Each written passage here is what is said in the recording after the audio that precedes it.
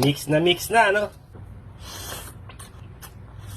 Oyster sauce, ketchup, toyo, chili paste o chili garlic, sesame oil. Haluin, sugar, at syempre mga boss, lalagyan natin ng paminta. Yung noodles, ilaga lang natin.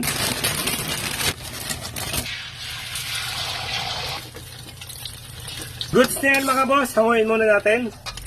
Bawang mga boss, sibuyas, chicken, isunod na natin mga bossing.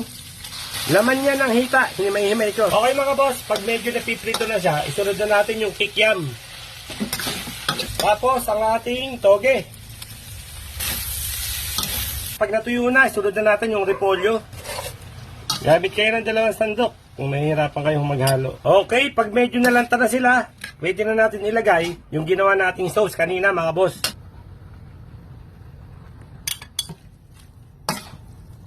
Pinakuluan natin ng noodles. Yun, no?